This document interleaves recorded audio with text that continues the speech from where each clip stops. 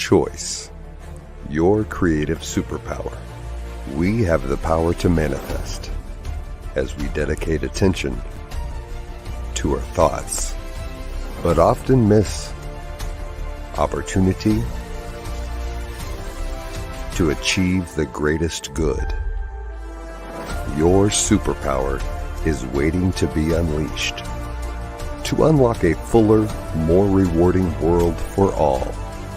Join us every Thursday at noon Mountain Time for Choice, your creative superpower with Zoe Muro.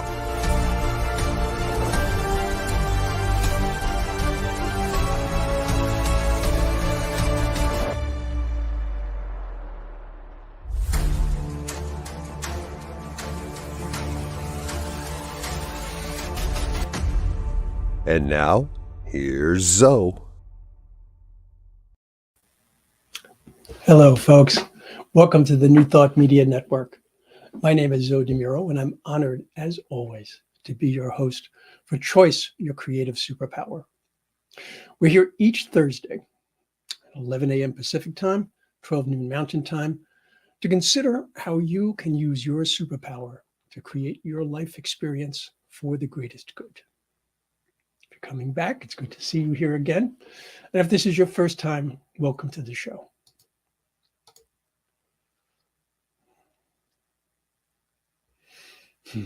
So good to see you. So let's see, where are we today? Oh, yes.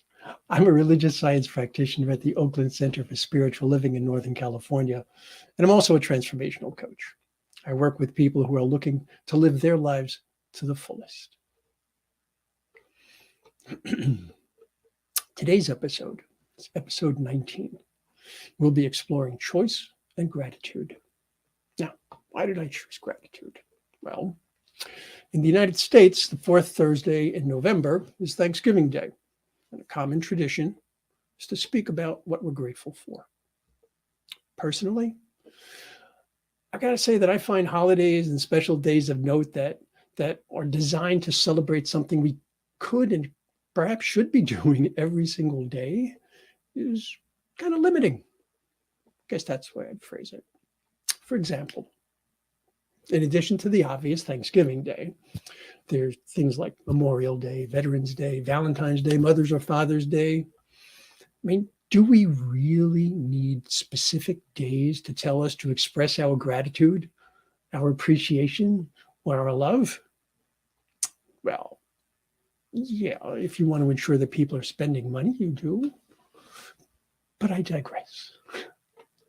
Certainly, many religious and spiritual traditions do encourage cultivating gratitude as an important moral virtue, as opposed to immoral virtue, I guess. For millennia, gratitude has been a popular topic among philosophers. Cicero, for example, said that gratitude is not only the greatest one, but also the mother of all other remaining virtues. Now, Seneca and Hume, very different philosophers, looked at this from kind of the opposite end of the spectrum, and they respectively said that, I love this, ingrates rank below thieves, rapists, and adulterers. And of all crimes that human creatures are capable of committing, the most horrid and unnatural is ingratitude. Well, wow. No, I mean, these guys were not pulling punches here. I really wonder what their home life was like. Did they have like really tough time with friends and relatives? But regardless, their point is well made. Gratitude is an important thing. But defining gratitude, this becomes really interesting. It seems, based on my research, there is a real difference of opinion as to whether gratitude is considered to be a feeling, an emotion, a state of mind. So listen to these. These are things that I've gleaned. Gratitude is regarded as a feeling of appreciation by a recipient of another's kindness, gifts, help, favors, or other form of generosity to the giver of such gifts. So it's the appreciation to the giver, not the appreciation for the gifts. It's important. Another way of looking at gratitude is an emotion, one that makes a person feel happier. So it's an emotion that actually can give a boost to other emotions and feelings. Gratitude is defined as a state of being appreciative of benefits received. And then we have this one. I kind of like this one. Gratitude is both a temporary feeling and a dispositional trait. For either of these, gratitude involves a process. Okay? Process of first recognizing that one has obtained a positive outcome, a benefit of some sort, and second, that there is an external source for that outcome. So it's this two-step process, which I've seen described as affirmation and recognition, affirming that there is this wonderful thing, and recognition that it came from someone else. So when I look at all of this, I'm thinking of gratitude as a process. We can call it gratitudining. Yeah, that's probably never going to catch on as a real word. I think it would give a spell checker horrible fits. So we won't go there. But you get to choose how you want to see gratitude. I do want to throw another possibility into the mix first, though. How about gratitude as a way of life? Or, if you prefer, gratitude as a way to a fulfilling life. Once again, you get to choose.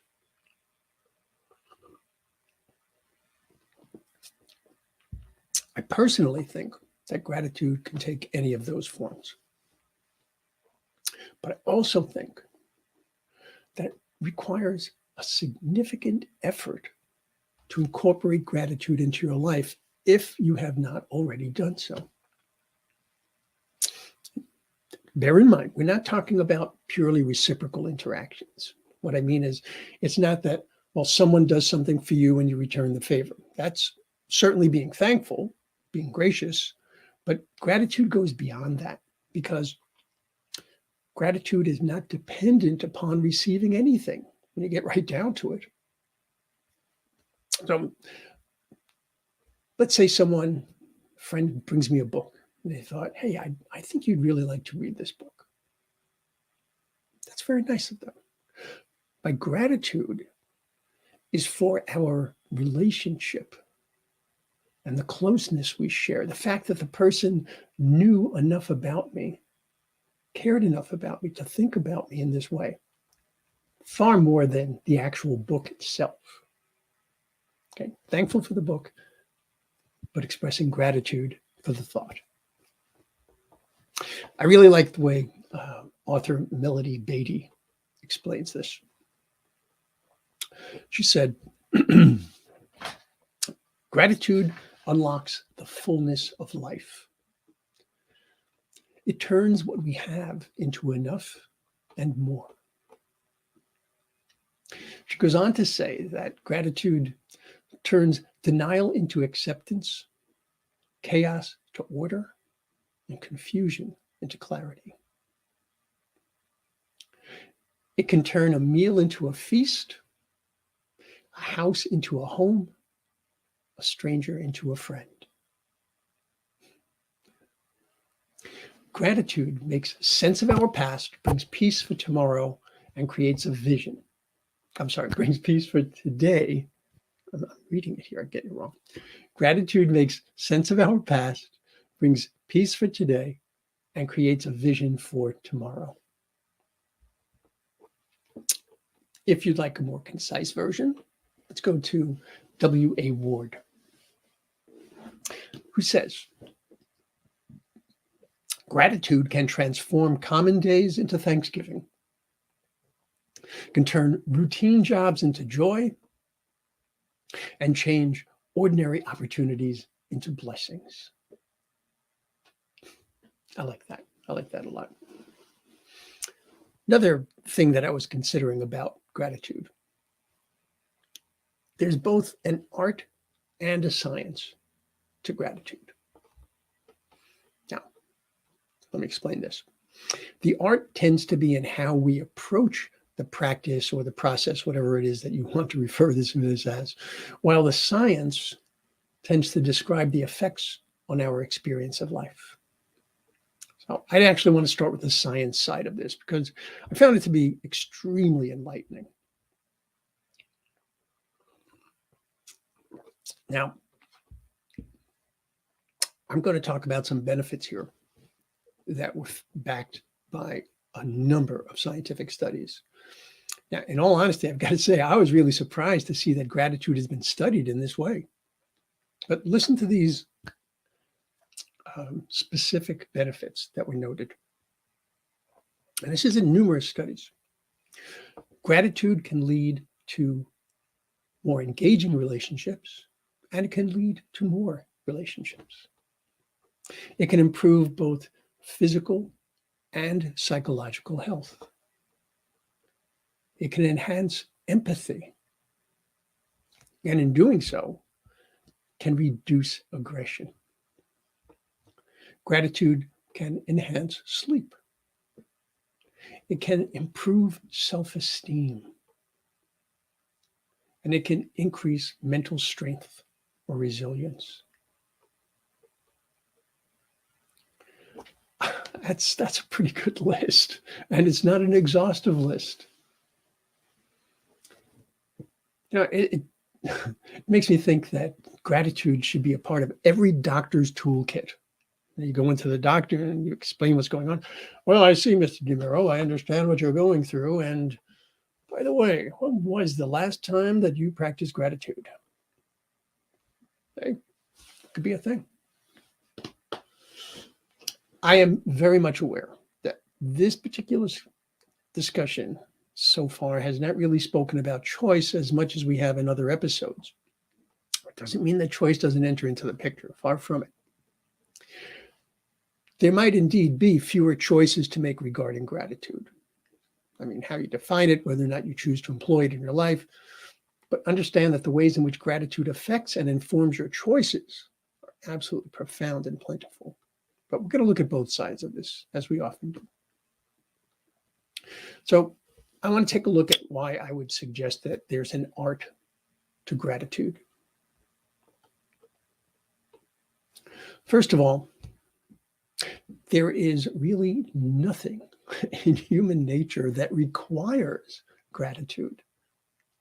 Unlike, say, addressing fear or problem solving. I mean, those are things that we need to do to be able to survive.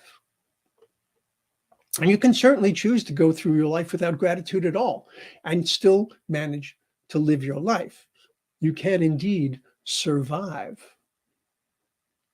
But is that really the kind of life that you want to choose?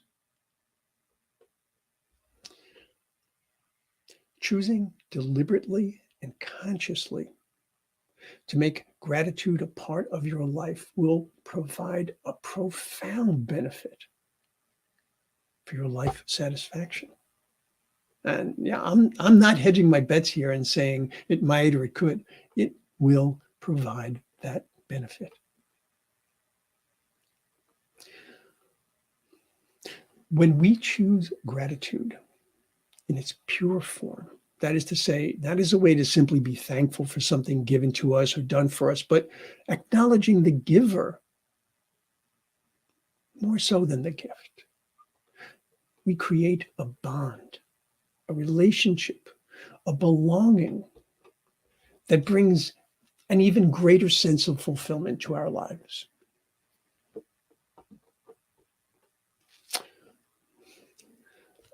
Some people are very big on the idea of gift wish lists. You know, the idea that If someone is looking to buy a gift for you, they can look at this list and they can be assured that they're getting you something that you feel you want or need. Does it feel good to receive one of those gifts? Sure. But think about those times when someone surprises you, when it's not your birthday or some gift-related holiday or event, and they thought of you and gave you something that truly speaks to who you are in the world, or did something for you that was so unexpected or so wonderful that you find yourself speechless. It isn't the thing or the action that thrills. It's the attention, the focus, the connection. That's gratitude. You have to make a choice to see it in that way. You could just as easily accept the gift, leave it at that. Gratitude can be practiced. It can be developed. It can be a part of your life. It can even become a part of your identity. Again, you get to choose. However it is that you define gratitude, I personally do see it as a spiritual practice. And when I say spiritual, as many of you would probably know, I'm not speaking specifically of religion. Excuse me. Because spirituality is not tied to a specific religion. Nor would I say it's non-denominational. I would actually say that it's interdenominational because it transcends dogma or principles.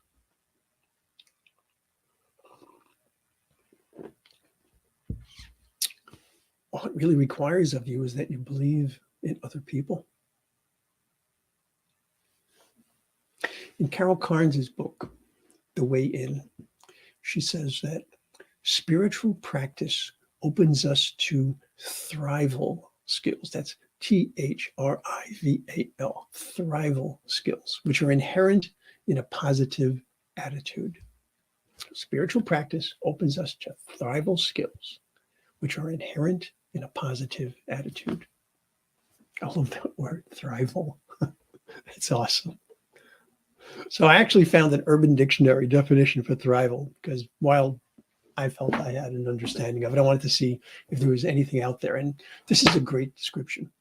It defines thrival as an adjective describing a person who has transitioned out of survival mode and into an optimal state of health, vitality, joy, and well-being. That's what I'm talking about. Gratitude, like any art form, is something that most of us need to learn and develop so that we can get the greatest result possible, right? So, choosing to see that this can literally transform your life experience, and then choosing to do the work to develop it, that's entirely up to you. So, let's explore how you can choose gratitude in your life. This is where you get to be artistic. Remember, we're talking about choice as your co-creative superpower. So choose to find balance in life. If you are constantly on the go, constantly working to complete, to attain, to produce, when is there time to simply enjoy what you've accomplished? Being able to slow down, to be present, to the mind, to be mindful, actually enhances your ability to be grateful. Gratitude requires attention. Attention requires presence. Presence is the power that defeats limitation. I always like to look for very practical applications of spiritual techniques, which brought me to an interesting study that looked at how gratitude affects financial choices. I thought it was really an unusual way to look at it. What they discovered is that people who were more grateful were less likely to look for instant gratification and therefore could make better, more informed financial decisions. Isn't that awesome? Here's another thing, another way that you can consider this. Choose to see your life as an inventory. Now, an inventory isn't a list of what's missing. It's like, oh, we need this, this, this. No, it's a list of what's present as well. So being grateful for what we otherwise take for granted can have a profound effect on our ability to understand true abundance in our life. It's all too common that we don't necessarily realize how much we have until something is taken away from us. If our life inventory is nothing more than a recording of lack, I need this, I need this, I need this, I don't have that. Abundance as a concept in your life just doesn't stand a chance, because we'll always be chasing what we don't have.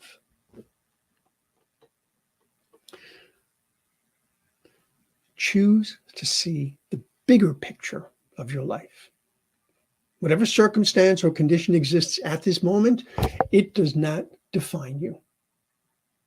The job you didn't get, that doesn't diminish the skills you've developed. It doesn't erase the experience that you've accumulated. Be grateful for what you've learned. Be grateful for your experience. The relationship that didn't work out, it's not a failure.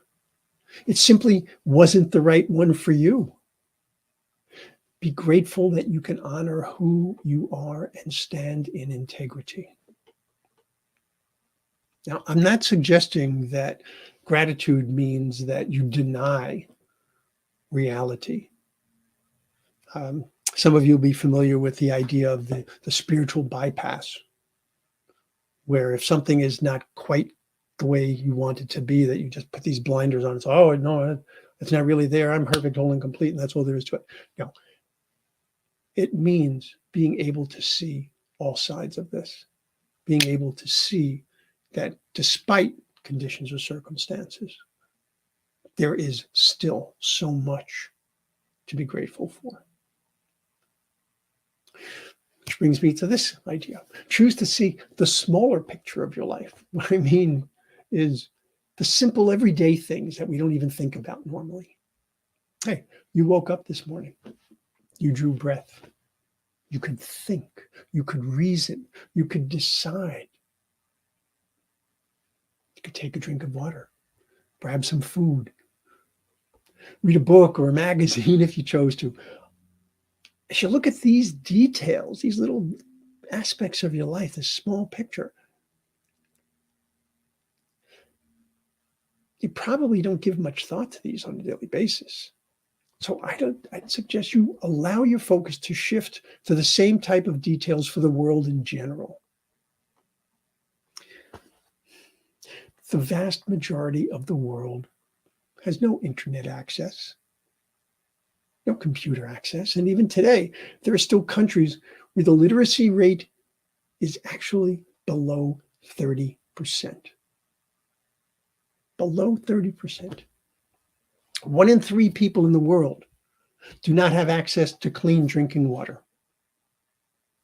Hunger is the number 1 cause of death in the world, with over 30% of the world's population unable to get year-round access to adequate food. Simply put, compared to many, many other people in the world, this very day, you are blessed. So why not express gratitude?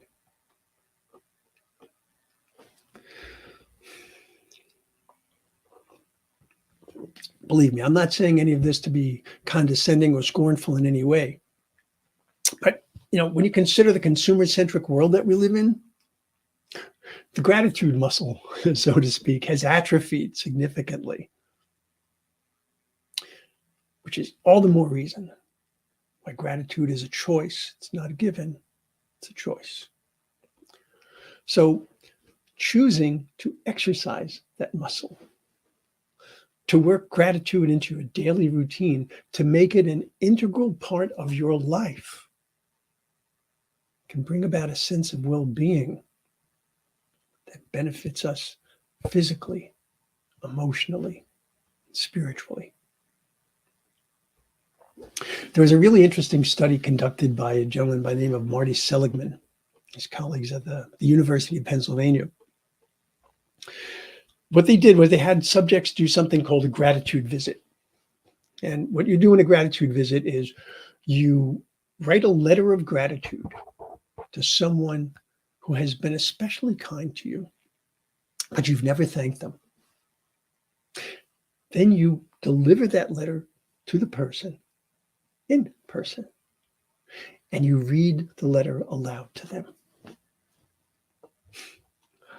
What was absolutely fascinating was that not only was the experience incredibly happy one for the recipient, it was equally, if not more joyful for the person who wrote and delivered the letter. And what was really fascinating was that it carried over into their daily experience and practice of gratitude. It had this lasting effect of joy in their lives. So, as you go through your day, as you go through the upcoming holiday season, my wish for you is that you choose to bring gratitude into your life to the greatest extent possible. Remember, the root of the word gratitude comes from grazia, meaning grace. And grace is what brings an ease, a fluidity, and a comfort to life.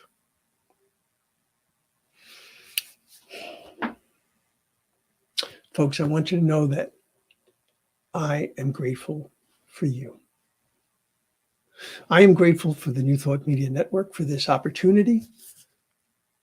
I'm grateful to my family and to my friends, to those people who hold me in the most incredible loving kindness, who believe in me even when I have trouble believing in myself. I could probably spend the next 4 hours talking about what I'm grateful for, but I don't think that's the best way to use our time. Now, if there is anything that you would like to share with me about gratitude and choice, I would love to hear it. So please feel free to email me. Let's see, where are we? Here we go. You can connect with me via this email address, zodemuro@gmail.com. I'd love to hear what you have going on. If you have any questions about the show or any ideas for topics you'd like to see me cover, feel free to send those as well. And there's my cat, who is determined to be a part of this. Okay, come here. Okay, so there's Smidge. Say hello, Smidge. Folks, I'm honored to have spent time with you this week. Please go to ntmedia.org. Check out all that we have to offer, because we have so much. Today, for example, 12 noon Pacific time, 1 p.m. Mountain time. Check out Finding the Joy in the Journey with the superb Reverend Gina Calvario-Krupka. At 1 p.m. 1 p.m. Pacific time, it's 2 p.m. Mountain time, Vibrant Living Hour with the ever-engaging practitioner, Ken Ludwig. Looking for prayer, meditation, information, discussion? We've got it, and so much more. We even have New Thought music at ntmedia.org/listen. So anything that you can do to help us bring about this greatest good to an even greater audience would be greatly appreciated. So I, without a doubt, wish you much love and many, many blessings. Have a magnificent, magnificent week, and I'll see you soon. Choice, your creative superpower. We have the power to manifest as we dedicate attention to our thoughts, but often miss opportunity to achieve the greatest good. Your superpower is waiting to be unleashed to unlock a fuller, more rewarding world for all. Join us every Thursday at noon Mountain Time for Choice, your creative superpower with Muro.